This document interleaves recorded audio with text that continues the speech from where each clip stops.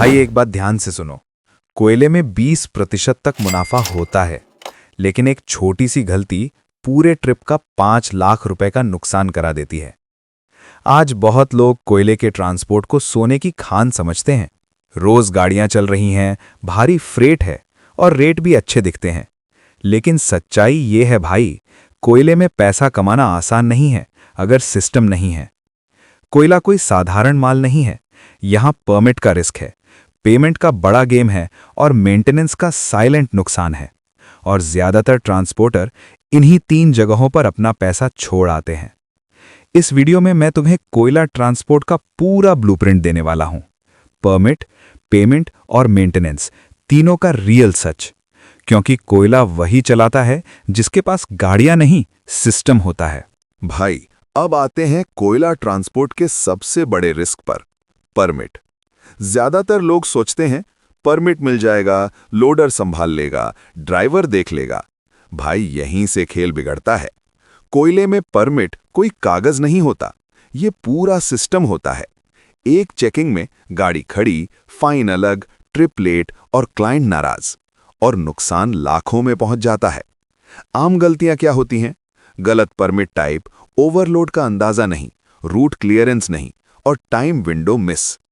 कोयले में नुकसान चुपचाप होता है भाई।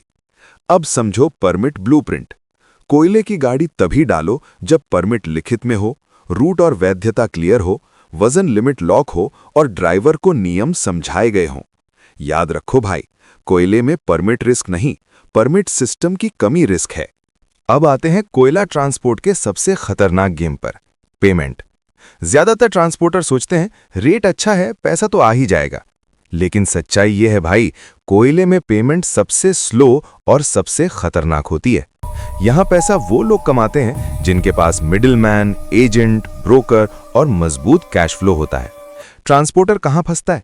पूरा एडवांस नहीं, सेटलमेंट डेट फिक्स नहीं और क्लाइंट के ऊपर पूरी निर्भरता। और जब पेमेंट अटकती है, ड्राइवर का पैसा, मेंटेनेंस का खर्च और ईएमआई सब अपनी जेब से जाता है।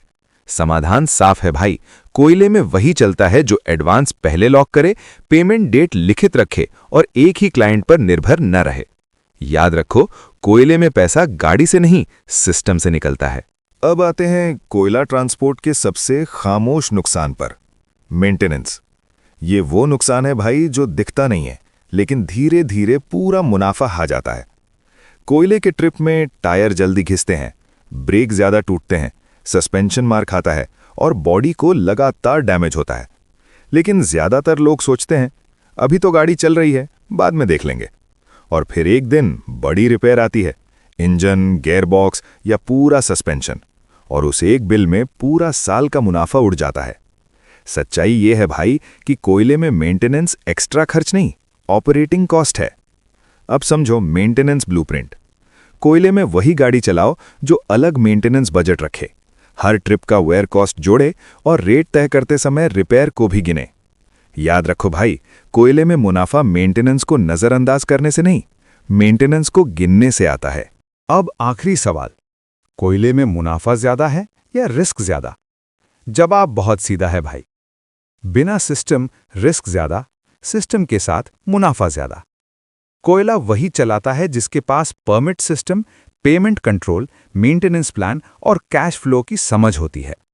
बाकी लोग क्या करते हैं? सिर्फ रेट देखकर गाड़ी डालते हैं और नुकसान उठाते हैं। गाड़ी डालने से पहले एक आखिरी चेकलिस्ट जरूर याद रखो। परमिट क्लियर है, वजन लिमिट लॉक है, एडवांस आया है, सेटलमेंट डेट लिखित है, मेंटेनेंस कॉस्ट जोड़ी है। अगर इनमें से एक भी जवाब नहीं है, गाड़ी मत डालो।